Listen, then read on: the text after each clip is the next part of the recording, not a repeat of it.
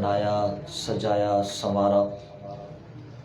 درود پاک اس ہستی پر جو تخلیق کائنات بنے، وجہ کائنات بنے۔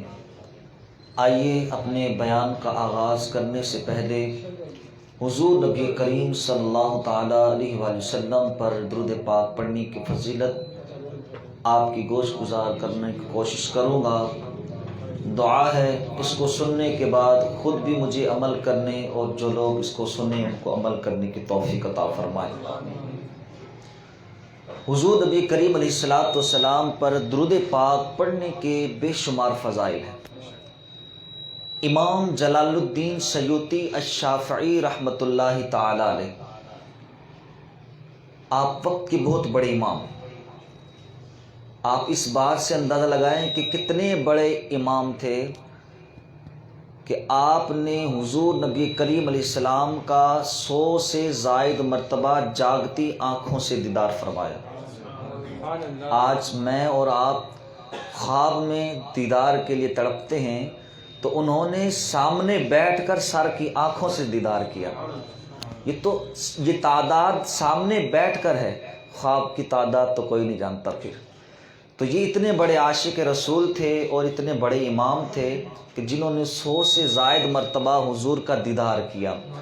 آپ فرماتے ہیں، نقل کرنے والے ہیں کہ حضور علیہ السلام نے ارشاد فرمایا کہ جب میرا امتی مجھ پر ایک بار درود پڑھتا ہے، کتنی مرتبہ؟ ایک بار۔ آپ میرا ساتھ دیں گے، مجھے بیان کرنے میں مزہ آئے گا، آپ کو سننے میں مزہ آئے گا۔ مزے کے ساتھ ساتھ جتنا آپ سبحان اللہ بولیں گے یا میرے ساتھ دیں گے تو ثواب کا ثواب۔ تو فرمایا مجھ پر جو ایک بار درود پڑھتا ہے تو خالق کائنات ایک فرشتہ پیدا کرتا ہے۔ اسی حدیث پاک میں فرشتے کی شکل و صورت، اس کا حیت بیان کی حضور علیہ السلام نے۔ فرمایا کہ اس کے 2 پر ہیں، یا پھر ایک اور روایت میں آتا ہے کہ اس کے اتنے پر ہیں کہ پوری دنیا میں پھیلے ہیں۔ فرمایا 2 پر ہیں، ایک پر مشرق میں ہے، دوسرا مغرب میں ہے، اور جو اس کے پاؤں ہیں وہ 7 زمینوں کے نیچے ہیں، جس کو تحت الثری بولتے ہیں، اور اس کا جو سر ہے وہ عرش کو چھو رہا ہے۔ کتنا بڑا فرشتہ ہے! حضور فرما رہے ہیں اتنا بڑا فرشتہ اللہ تبارک و تعالیٰ صرف ایک مرتبہ درود پڑھنے کی بدولت پیدا فرماتا ہے۔ اب پیدا ہو گیا، کرتا کیا ہے؟ ایسے چھوڑ دیا اڑتا رہے پوری کائنات میں؟ نہیں، فرمایا اب نور کے دریا میں غوطہ لگاؤ۔ وہ فرشتہ نور کے دریا میں غوطہ لگاتا ہے۔ اب فرمایا باہر نکلو، وہ باہر آتا ہے۔ بڑی مزے کی حدیث پاک ہے، عاشقوں کے لیے تو جھوم جھوم کر سننے، اور اس کے بعد جو ہے نا دل ایسا مچل جاتا ہے کہ دل کرتا ہے بس درود پڑھتا جاؤں تو درود پڑھتا جاؤں۔ اب باہر نکلتا ہے، اللہ تبارک و تعالیٰ فرماتا ہے کہ اب اپنے ان نورانی پروں کو جھاڑو۔ وہ بھیگ کر باہر آتا ہے۔ فرمایا اب اپنے پروں کو جھاڑو۔ وہ اپنے پروں کو جھاڑتا ہے، جب پروں کو جھاڑتا ہے تو اس سے قطرے ٹپکتے ہیں۔ حضور فرما رہے ہیں، امام جلال الدین سیوطی راوی ہیں، فرماتے ہیں جب وہ اپنے پروں کو جھاڑتا ہے تو جتنے قطرے اس کے پروں سے ٹپکتے ہیں، رب کائنات ہر قطرے کے بدلے اور فرشتے پیدا کرتا ہے۔ کوئی حد ہے؟ کوئی گنتی، کوئی کمپیوٹر، کوئی سائنس، کوئی کیلکولیٹر کوئی پہنچ سکتا ہے کہ کتنے قطرے ہوں گے؟ آج ہمارے سامنے چھوٹی سی مرغی پانی میں جائے، لوٹ پوٹ ہو، باہر آئے، ہم اس کو شمار نہیں کر سکتے کہ کتنے قطرے ٹپکے ہوں گے۔ تو کائنات کا جتنا بڑا فرشتہ جب نور کے دریا میں غوطہ زن ہو، پھر اپنے پروں کو جھاڑے اور اس کے پروں سے جو قطرے ٹپکیں، ان قطروں کی تعداد کے برابر رب کائنات اور فرشتے پیدا کرے، اب حضور مسکرا پڑے۔ مسکرائے کیوں؟ آپ بھی مسکرانے لگ جائیں گے جب آگے سنیں گے۔ حضور علیہ الصلوۃ والسلام فرماتے ہیں کہ یہ اس بڑا فرشتہ اور اس کی بدولت جو قطروں سے بنے فرشتے، یہ سب کرتے کیا ہیں؟ ارشاد فرمایا جس نے مجھ پر ایک بار درود پڑھا تھا قیامت تک اس کے لیے استغفار کرتے رہے۔ سبحان اللہ، سبحان اللہ، ماشاءاللہ۔ کتنی بڑی فضیلت ہے! اب اس فضیلت کو سن کر، اس حدیث کو سن کر کوئی سوچ سکتا ہے کہ میں درود نہ پڑھوں؟ تو اس کو سن کر ہمارا دل کرے گا کہ بار بار اٹھتے بیٹھتے چلتے پھرتے کام کاج کرتے میری زبان پر درود پاک کا نذرانہ کیا ہو، جاری و ساری ہو۔ تو آئیے میرے ساتھ مل کر حضور نبی کریم علیہ السلام پر ایک مرتبہ بلند آواز سے عشق و محبت کے ساتھ درود پاک کا نذرانہ پیش کیجیے۔ اللہم صلی علی سیدنا و مولانا محمد وبارک وسلم وصلی علیہ صلاۃ و سلام علیک یا سیدی یا رسول اللہ۔ آپ سے گزارش کروں گا تھوڑا قریب آ جائیں گے نا، تو اگر کوئی آنے والا آئے گا تو وہ اس کو آسانی ہو جائے گی، وہ آ کر پیچھے بیٹھ جائے گا، اس کو کندھے پھیلا کرنے نہیں پڑیں گے۔ ہم کس کے لیے جمع ہوئے؟ آج میلاد کے لیے، حضور نبی کریم علیہ السلام کی آمد کی خوشی میں الحمدللہ عاشقان رسول اپنے گھروں کے اندر، محلوں میں، گلیوں میں، مسجدوں میں، جہاں کہیں بھی مناسب ہوتا ہے وہ محفل میلاد سجاتے ہیں۔ اسی طرح ارباز بھائی نے بھی اپنے گھر پر محفل میلاد کا انعقاد کیا ہے۔ اللہ تبارک و تعالیٰ ان کی محفل سجانا، ہم سب کا آنا، پڑھنا پڑھانا سب قبول فرمائے اور ہم سب کے لیے اس کو باعث نجات بنائے۔ اللہ تبارک و تعالیٰ نے قرآن کریم میں ارشاد فرمایا وَأَمَّا بِنِعْمَةِ رَبِّكَ فَحَدِّثْ۔ دیکھیے میرا انداز چیخم چاخی والا نہیں، سمجھانے کا ہے۔ بندہ محفل میں آئے سمجھ کے چلا جائے، عمل کر لے، ایسا نہ ہو کہ چیخم چاخی ہوتی رہے، بندے کو سمجھ میں نہ آئے کہ ماں حضرت بول کے کیا ہے اور سننے والے کو سمجھ میں نہیں آیا۔ اللہ تعالیٰ نے فرمایا کہ اپنے رب کی دی ہوئی نعمت پر چرچا کرو۔ چرچے کا مطلب آپ سب اردو سمجھتے ہیں، خوشی مناؤ۔ اللہ تعالیٰ نے جو تمہیں خوشی دی ہے اس پر کیا کرو؟ خوشی مناؤ، خوشی کا اظہار کرو۔ اور ایک جگہ پہ تو حکم ہے کہ اگر میری طرف سے کوئی نعمت ملے تو اس پر چرچا کرو، خوشی مناؤ۔ اگر نہیں مناؤ گے تو یہ بخل ہے، یہ ناشکری ہے، کیونکہ کوئی نعمت ملے اس کے بعد شکرانہ نہ ہو تو یہ ناشکری ہوتی ہے۔ تو اللہ تبارک و تعالیٰ نے قرآن کریم میں کئی مقامات پر فرمایا کہ میں جو تمہیں نعمت دوں اس کے بعد پھر کیا کرو؟ خوشی مناؤ، اس کا چرچا کرو۔ دیکھیے ہم اپنی زندگی میں اپنے لیے، دوسروں کے لیے بہت ساری خوشیاں مناتے ہیں۔ ہمارے ہاں بیٹا پیدا ہو جائے تو اس کی جو ہے نا برتھ ڈے مناتے ہیں۔ برتھ ڈے منانا کیا ہے؟ خوشی ہے، غمی ہے؟ خوشی ہے۔ اسی طرح وہ بچہ بڑا ہو جاتا ہے تو ہم اس کی شادی کرتے ہیں، شادی پر لاکھوں خرچ کر دیتے ہیں، یہ خوشی ہے یا غمی ہے؟ خوشی مناتے ہیں۔ اسی طرح بہت سارے دن ہم خوشیوں کے طور پر مناتے ہیں۔ آزاد ہوا، یہ ہمیں نعمت کے طور پر ملا۔ اس سے پہلے مسلمانوں کی حالت کیا تھی وہ سب جانتے ہیں۔ جب ملک پاکستان ہمیں ملا، اس کی خوشی منانے کے لیے ہم 14 اگست مناتے ہیں۔ یہ ایک نعمت ملی، پاکستان ایک نعمت ہے، اس نعمت کے شکرانے میں ہر پاکستانی ہر سال 14 اگست کو خوشی مناتا ہے۔ اسی طرح آج دنیا ہر سال اس دن خوشی مناتی ہے جس دن پہلا جہاز ایجاد ہوا تھا۔ کیوں خوشی کیوں مناتی ہے؟ کہ مہینوں سفر کرتے تھے، کس پر؟ گدھے گاڑیوں پہ یا اونٹوں پہ یا گھوڑوں پہ، لیکن آج اس دن جس دن پیدا کیا انہوں نے، یعنی ایجاد کیا جہاز کو، ہر سال اسی دن جہاز بنانے کی خوشی مناتے ہیں کہ ہمارا مہینوں کا سفر جو ہے نا اب گھنٹوں میں ہونے لگ گیا۔ تو یہ ایک نعمت ملی۔ اس طرح ہر کوئی اپنی نعمت پر جو بناتا ہے یا اللہ تعالیٰ کی طرف سے ملتی ہے اس پر خوشی مناتا ہے۔ اب دیکھیے 2-3 دن ہوئے، ایک صاحب نے اپنی شادی پر 200 کروڑ، آپ سوشل میڈیا استعمال کرتے ہوں گے، 200 کروڑ روپے شادی پہ لگا دیے یار۔ 200 کروڑ کیا خوشی منا رہا ہے کہ میرے بیٹے کی شادی ہے۔ آگے اس کی اور وجہ بتاؤں گا، بس یہاں پر خوشی منانے کا رکھیں کہ انہوں نے خوشی منائی کہ میرے بیٹے کی شادی 200 کروڑ روپے لگا دیے، خوشی منائی۔ اچھا اب آئیے دیکھیے، لوگ ہم سے سوال کرتے ہیں کہ آپ خوشی کیوں مناتے ہو؟ محفل میلاد منا کر خوشی کیوں مناتے ہو؟ کہاں سے ثابت ہے؟ ہم تو نہیں مناتے۔ کیوں نہیں مناتے؟ کہیں سے ثابت نہیں ہے۔ دیکھیے میں ان کو ایک سیدھا سا جواب دیتا ہوں، الحمدللہ اہل سنت کے اندر کوئی ایسا کام نہیں ہے کہ جو قرآن، حدیث اور اجماع سے ثابت نہ ہو۔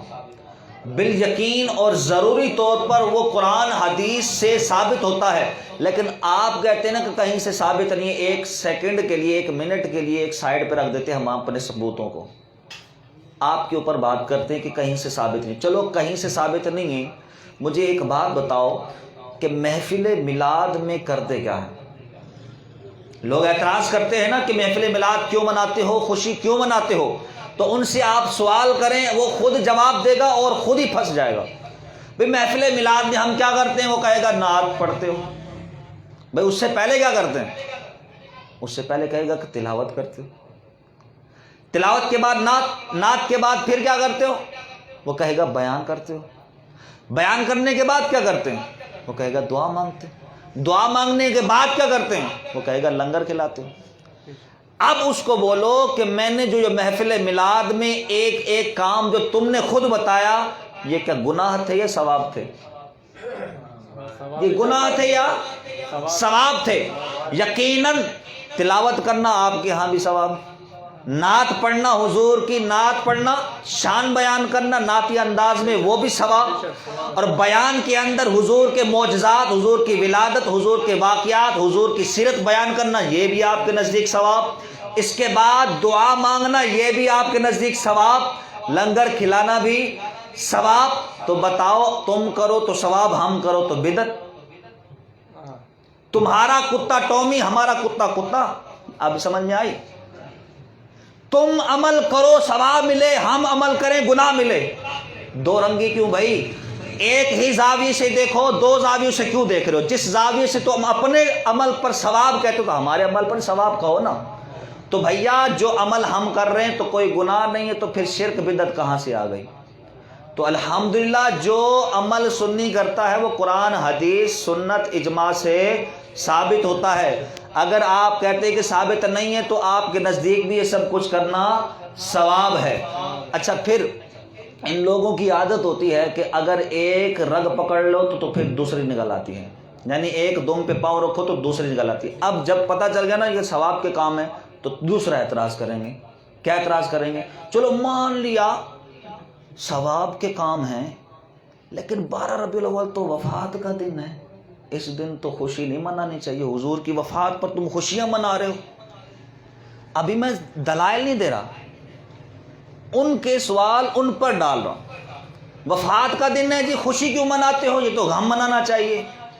تو آئیے حضور کی بارگاہ میں چلتے ہیں، شریعت سے پتہ کرتے ہیں کہ اس دن جب حضور علیہ الصلوۃ والسلام، آپ کے بقول، ہم تو کہتے ہیں کہ 12 ربیع الاول وفات کا دن نہیں ہے، یہ لوگ ڈھنڈورا مچاتے ہیں نا کہ 12 ربیع الاول وفات کا دن ہے، تو اب دیکھتے ہیں کہ حضور کی وفات کا دن ہے بالفرض۔ شریعت سے پوچھتے ہیں، حضور سے پوچھتے ہیں، کیا آپ کی وفات کے دن خوشی منائیں یا غم منائیں؟ حضور نبی کریم علیہ الصلوۃ والسلام کی حدیث پاک ہے، حضور علیہ الصلوۃ والسلام نے ارشاد فرمایا کسی شخص کے لیے جائز نہیں کہ وہ 3 دن سے زائد کسی کے لیے سوگ منائے، یعنی غم منائے، اس پر روئے، اظہار افسوس کرے۔ یہ سب کے لیے، کس کے لیے؟ سب کے لیے، کہ 3 دن سے زائد وہ کسی شخص کے لیے سوگ غم منا نہیں سکتا۔ تو حضور نے فرما دیا کہ 3 دن کے بعد کوئی غم نہیں منا سکتا، تو حضور کو گئے ہوئے تو آپ کے نزدیک کتنے سال گزر گئے؟ 1400 سال گزر گئے، اب بھی تم کہتے ہو کہ غم مناتے رہو۔ ایک چیز یہ۔ دوسرا، اب پتہ چلا کہ غم نہیں منا سکتے، حرام ہے، اور الٹا خوشی منائیں گے، وفات کے دن پر خوشی منائیں گے۔ کیسے؟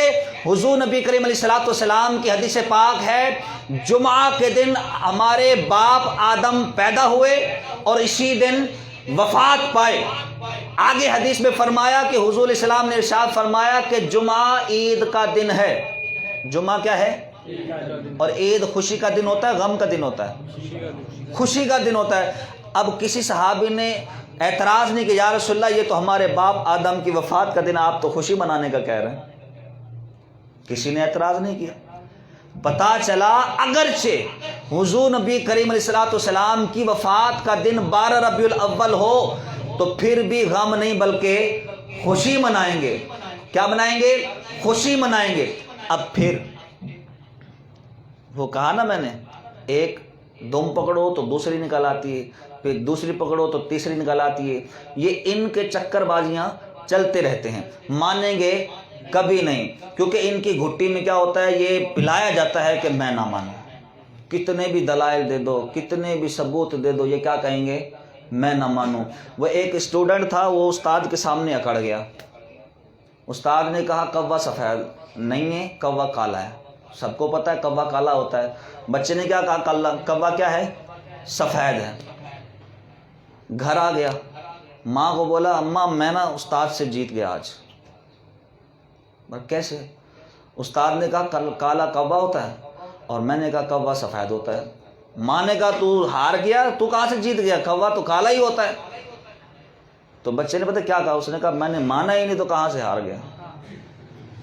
तो ये बात होती है इनके यहाँ, जितने भी सबूत दे दो, दलाइल दो, मानना इन्होंने है ही नहीं। तो हमने क्या करना है, सबूत पहले देने हैं, अगर नहीं माने तो फिर क्या करना है, इमाम राजी वाला काम करना है। इमाम राजी ने क्या किया था, इमाम राजी की बारगाह में शैतान आया। शैतान ने कहा तुम आज मुझे इस सवाल का जवाब दो। इमाम राजी ने फरमाया क्या? कहा तुम रब को एक मानते हो, अल्लाह को एक मानते हो, बताओ दलील क्या है। तो इमाम राजी साहब ने एक दलील दी, रद्द कर दी, दूसरी दी, रद्द कर दी, तीसरी, चौथी, 365 दलीलें दी रब के एक होने पर। लेकिन शैतान फिर शैतान था, उसने सबको रद्द कर दिया, झुटला दिया। अब इमाम राजी सर पकड़ कर बैठ गए कि मेरे पास जितने दलाइल थे सब के सब मैंने दे दिए, अब भी ये मान नहीं रहा तो क्या करूं, अब तो मेरा ईमान खतरे में है। अब इसी कशमकश में थे तो आपके जो पीरो मुर्शिद थे ना, नजमुद्दीन कुबरा, आप वुजू फरमा रहे थे, पास नहीं मीलों दूर वुजू फरमा रहे। अब वुजू का जो पानी था ना, उसके छींटे ऐसे हवा में फजा में बुलंद किए, ऐसे मारा। अब वो छींटे मीलों दूर जो मारे थे नजमुद्दीन कुबरा ने, पीरो मुर्शिद ने, वो आके इमाम राजी के मुंह पर लगे। और वो आवाज़ जो नजमुद्दीन कुबरा ने फरमाई, इमाम राजी ये क्यों नहीं कहता कि मैं अपने रब को बिना दलील के एक मानता हूँ, बिना दलील के एक मानता हूँ। इमाम राजी साहब ने वो सुनते ही होश में आ गए, पहले चकरा गए थे ना कि अब क्या दलील दूं।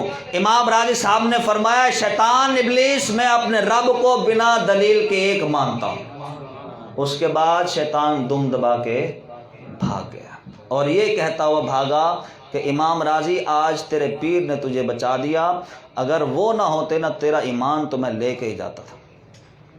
तो पता चला कि पीरो मुर्शिद का पीछे हाथ होना ये हमारे ईमान की मजबूती के लिए होता है, ईमान पर साबित कदमी के लिए होता है। इसीलिए तो कहते हैं कि जिसका पीर नहीं वो उसका पीर क्या होता है, शैतान होता है, वो फिर जिस तरफ चाहे उसको ले जाए। तो आज इस महफिल में कोई बिना पीर के बैठा है जो किसी का मुरीद नहीं है, किसी कामिल पीर किस जो है ना वो मुरीद बन जाए, वगरना काम वही होगा जो होने वाला था। लेकिन पीर साहब ने बचा लिया। अगर आप चाहते हैं कि हम सारी ज़िंदगी ईमान पर साबित कदम रहें और मरते वक्त भी हमारा ईमान साबित कदम रहे, देखिए ये इश्क वालों की बातें हैं। कोई कहेगा कि वो कैसे ईमान बचा सकते हैं, तो उनके जवाब में, उनके बातों में नहीं आना, उनको कहना हम बस मानते हैं ये इश्क वालों की बातें हैं। तो पता चला हमें सबूत और दलाइल याद होने चाहिए। 12वीं क्यों मनाते हैं, जायज़ है। 11वीं क्यों मनाते हैं, नज़रो नियाज कहाँ से साबित है। हमारी कमज़ोरी है अहले सुन्नत की कि हम अपने अकायद के मुताल्लिक दलाइल और सबूत पता ही नहीं होते हमें। इसी वजह से कोई भोले भाले सुन्नी को पकड़ लेता ना, यार ये तो हराम है, ये शिरक है, ये बिदअत है, और एक आयत जो सुना देता होती किसी और के लिए, ये भोला भाला सुन के कहता हाँ यार तुम तो सच कह रहे हो, बाबू फिर उधर ही निकल जाता है, फिर रेवंड दूसरे दिन चिल्ले में होता है। ये क्या है, हमारी कमज़ोरी है। हमारे बाप दादा सुन्नी, हमारी 7 पीढ़ियां सुन्नी, लेकिन क्या एक जना इस उल्लू के पट्टे की वजह से वो एक आयत जो किसी और के लिए थी वो हमारे सामने सुना देता, हम सर पकड़ के बैठ जाते, यार हाँ ये तो तुम सही कह रहे हो, हम तो गलत कर रहे थे, ये 11वीं ये 12वीं ये कहाँ से जायज़ है। تو وجہ یہ ہے کہ ہم اپنے عقائد کو نہیں سمجھتے اور نہ ہی ان کو پڑھتے، نہ ہی کسی امام کے ساتھ کسی عالم صاحب کے پاس جا کے بیٹھتے کہ ہمیں بتا بھائی یہ کہاں سے ثابت ہے۔ ثابت تو کرتے ہو تم، لیکن ہمیں بھی بتا دو، ہمیں بھی یاد کروا دو۔ لیکن کیا ہے، ہمارے امام ہمارے عالم انتظار کر رہے ہیں لیکن عوام نہیں جا رہی۔ ہمیں جانا چاہیے اگر ایمان کو بچانا ہے۔ آج نفسہ نفسی کا عالم ہے، ہر کوئی جو ہے نا ادھر جا رہا ہے۔ جا کیوں رہا ہے؟ وجہ یہی ہے کہ ہمارے پاس علم نہیں ہے، ہمارے پاس ثبوت نہیں ہے، ہمارے پاس دلائل نہیں ہیں، لکھے ہیں لیکن ہمیں یاد نہیں ہے۔ تو اب کیا کرنا ہے؟ کم از کم ہر عقیدے کی، جیسے 12ویں ہے، 11ویں ہے، نظر و نیاز ہے، اصال ثواب ہے، اس کے بعد قبر پر اذان دینا، کم از کم ایک آیت ایک حدیث تو یاد ہو۔ اتنا تو کر سکتے ہیں نا، پوری کتابیں نہیں چھان سکتے، ایک ایک آیت ایک ایک حدیث تو یاد کر سکتے ہیں، تاکہ کوئی اگر پوچھے، گرابان پکڑ لے، آپ کا ہاتھ پکڑ لے اور پوچھے ثبوت دو، تو آپ اس کے منہ پر مارو، ٹھیک ہے؟ اور اگر آپ کو بالفرض نہیں آتا، نہ ثبوت پتہ ہے نہ دلائل پتہ ہے، کہ میں 12ویں کرتا ہوں 11ویں کرتا ہوں لیکن پتہ نہیں کہ کہاں سے ثابت ہے، اور کہنے والا آپ سے آ کر کہتے کہ کہاں لکھا ہے، تو آپ نے کہنا ہے بھائی کہیں نہیں لکھا، بس میرا عشق کہتا ہے، میں بنا دلیل کے اس 12ویں کو مانتا ہوں۔ امام راضی والا کام کرنا ہے۔ کیا کرنا ہے؟ امام راضی والا کام کرنا ہے۔ وہ ویسے بھاگے گا جیسے شیطان بھاگا تھا، بھائی بنا دلیل کے مانتا ہوں، تو کرنا جو کر لے، میں شرک کر رہا ہوں، میں بدعت کر رہا ہوں، میں اپنی قبر میں جاؤں گا، جو بھگتوں گا، تو نے کیا لینا دینا ہے، تو کیوں پیچھے پڑا ہے؟ تو کرنا یہی ہے، سب سے پہلے دلائل ثبوت پڑھنے ہیں، یاد کرنے، اگر نہیں کر سکتے تو پھر یہی دلیل کافی ہے، بنا دلیل کے۔ ٹھیک ہے، سمجھ میں آ گئی؟ آج آپ نے اس محفل میں یہ سبق پڑھا ہے، بس سب کو یہی سمجھانا ہے کہ بنا دلیل کے مانتا ہوں، جو کرنا ہے کر لے۔ اچھا، اس کے بعد 12 ربیع الاول آتی ہے۔ ربیع الاول کے آنے کے شروع سے پہلے ہی سوشل میڈیا پر وہ ان کے جو ہے نا بیانات اور یہ چیلے سارے جو ہے نا سب کی زبان پر یہ ہوتا ہے، یا تم یہ لائٹنگ کر رہے ہو، محفل میلاد پر لنگر کھلا رہے ہو، اتنا خرچہ کر رہے ہو، کسی غریب کی بیٹی کی شادی کروا دیتے ہیں۔ ہر کسی کے پیٹ میں بس یہی درد ہوتا ہے کہ غریب کی بیٹی، بس ہائے غریب کی بیٹی۔ 12 ربیع الاول سے بیٹھے پہلے جو ہے ساری غریب کی بیٹیاں کہاں ہوتی ہیں بھیا؟ 12 ربیع الاول کے اندر بھی اگر کسی غریب کی بیٹی کو نکاح کرنا ہے تو ہمارے سیلانی موجود ہے الحمدللہ۔ اگر کسی غریب کی بیٹی کے پاس پیسے نہیں ہیں اور شرعی نکاح نہیں کر سکتی تو وہ سیلانے جائے، انشاءاللہ وہ آپ کی مدد کریں گے، ضرور کریں گے۔ اچھا، اس کے بعد اب میں نے پہلے ایک بیان میں کہا تھا کہ 200 کروڑ روپے کی شادی کی ہے، اور اس میں نکاح پڑھانے والے کون تھے؟ طارق جمیل صاحب۔ ہاں، 200 کروڑ کی شادی اور نکاح پڑھانے والے طارق جمیل صاحب، اور حضرت نے نکاح پڑھانے کے پیسے کتنا لکھیے؟ 10 لاکھ۔ اس وقت حضرت نے بیان بھی کیا، کھڑے ہو کے بیان کیا، نکاح بھی پڑھایا، سب کچھ کیا۔ اس وقت کوئی سادگی، کوئی غریب کی بیٹی، کوئی لنگر، کوئی کچھ بھی یاد نہیں ہے، کوئی درد یاد نہیں آیا۔ اس وقت تو 10 لاکھ نظر آ رہے تھے۔ تو پتہ چلا درد کچھ اور ہوتا ہے، حضور کا بغض ہوتا ہے، غریب کی بیٹی کا درد نہیں ہوتا۔ یہ حضور کے بغض میں سارے درد نکل آتے ہیں۔ تو پتہ چلا ہم نے کیا کرنا ہے، ان کے درد کو اور بڑھانا ہے، اور سج دھج کر اور بڑھ چڑھ کر حضور کا میلاد منانا ہے۔ اب آؤ ہم چلتے ہیں ثبوت کی طرف۔ پہلے تو ان کے سوال اور ان کے اعتراض تھے۔ اللہ تبارک و تعالیٰ نے قرآن کریم میں فرمایا وَأَمَّا بِنِعْمَةِ رَبِّكَ فَحَدِّثْ، میں تمہیں جو نعمت دوں اس پر کیا کرو؟ خوشی مناؤ۔ اب مجھے بتاؤ کہ حضور سے بڑھ کر کوئی نعمت ہے؟ غیر بھی جانتا ہے، ہم بھی جانتے ہیں، بچہ بھی جانتا ہے، بڑا بھی جانتا ہے، بوڑھا بھی جانتا ہے، عورت بھی جانتی ہے، مرد بھی جانتا ہے۔ دنیا کے کونے کونے میں جو بھی مسلمان ہے نا، ایمان والا ہے، وہ یہ سمجھتا ہے، اس کا عقیدہ ہے کہ حضور سب سے بڑی نعمت ہے۔ جب میں اپنے بیٹے کی نعمت پر خوشی منا رہا ہوں، جب بیٹے کی شادی پر خوشی منا رہا ہوں، جب ملک پاکستان ملنے پر خوشی منا رہا ہوں، ہیپی نیو ایئر پر خوشی منا رہا ہوں، ایک جہاز بنانے پر خوشی منا رہا ہوں، تو حضور کی خوشی کیوں نہ مناؤں جو سارے جہان میں سب سے بڑھ کر نعمت ہے۔ تو پتہ چلا قرآن ہمیں حکم دے رہا ہے حضور سے خوشی مناؤ، میلاد پر کیا کرو؟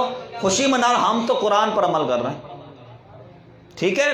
اس کے بعد آتے حدیث پاک۔ حضور نبی کریم علیہ الصلوۃ والسلام کو صحابہ کرام نے دیکھا کہ ہر سوموار بولتے پیر کو، منڈے کو روزہ رکھتے ہیں. جب بار بار دیکھا پیر والے دن روزہ رکھ رہے ہیں تو صحابہ کرام، ایسا ہے نہیں کہ کوئی عمل دیکھے اور پوچھے نہ کہ یا رسول اللہ کیوں کر رہے ہیں.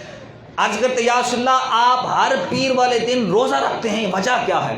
تو حضور علیہ الصلوۃ والسلام نے ارشاد فرمایا میں روزہ رکھ کر اپنا میلاد مناتا ہوں. میلاد کا مطلب برتھ ڈے. میں اسی دن پیدا ہوا تھا، اپنے جنم دن کی خوشی میں روزہ رکھتا ہوں. تو حضور نے تو خود اپنا میلاد منایا.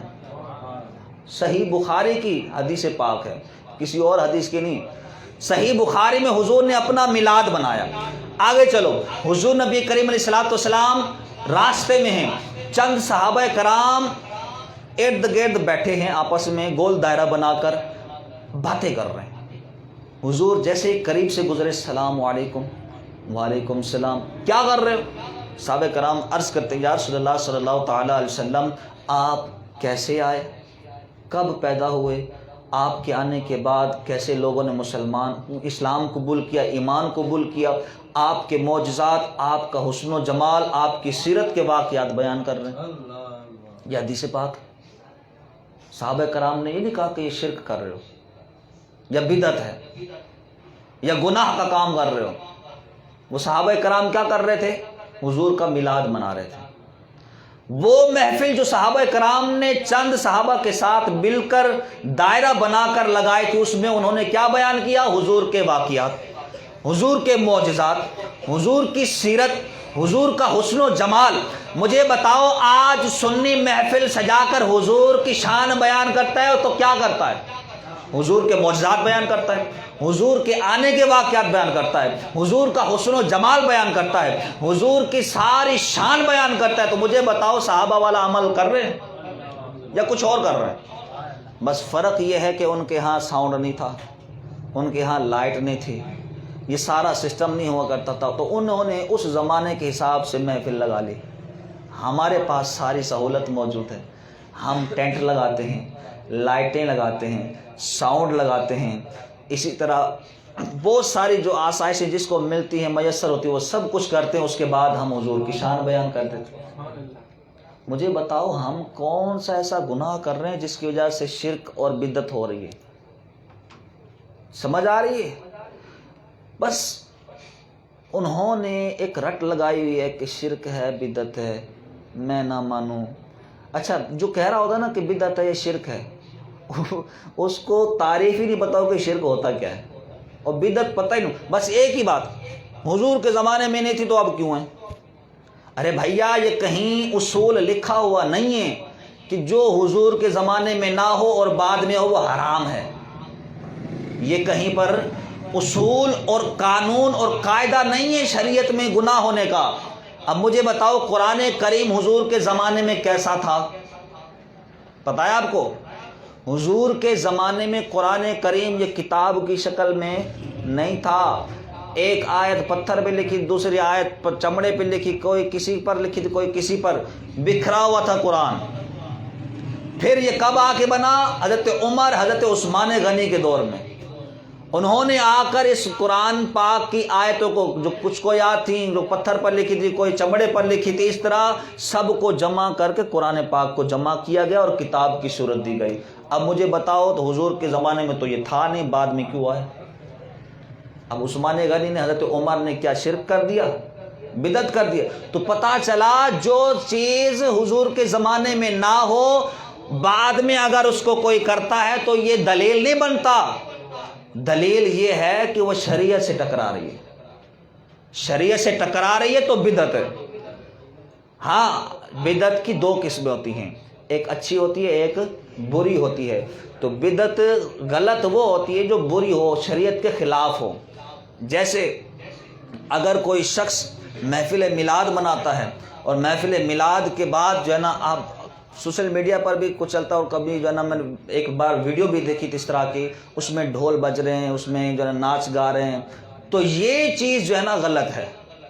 کہ حضور کے زمانے میں نہیں تھی اور شریعت کے بھی خلاف ہے، شریعت سے ٹکرا رہی ہے، تو جو چیز شریعت سے ٹکرائے نہیں اور نئی ایجاد ہو، اس سے ثواب ملتا ہو تو بالکل جائز ہے شریعت میں، اس کو کرنا کار ثواب ہے۔ اللہ تبارک و تعالی ہم سب کو محفل میلاد دل کھول کر منانے کی توفیق عطا فرمائے، حضور کی شان دل کھول کر منانے کی توفیق عطا فرمائے، اور ہمارے بچے کو اللہ تبارک و تعالی حضور کا سچا پکا عاشق رسول بنائے، اور بدبختوں سے گستاخوں سے دور رہنے کی توفیق عطا فرمائے۔ آج کی اس محفل میں حضور نبی کریم علیہ السلام کی محبت جہاں پر ہے اس کو سنا، اس کے علاوہ اپنی اولاد کو درس نظامی عالم کورس میں داخلہ دلوائیں۔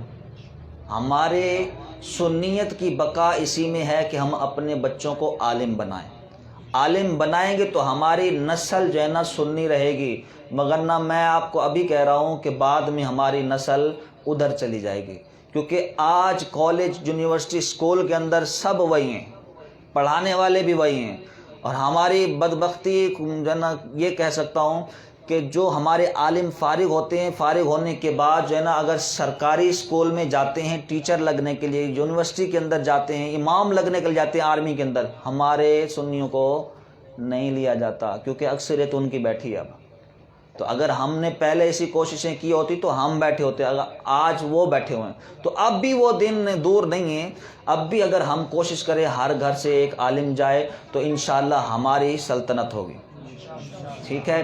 اللہ پاک ہم سب کو عمل کرنے کی توفیق عطا فرمائے، آمین بجاہ نبی الامین صلی اللہ تعالی علیہ وآلہ وسلم۔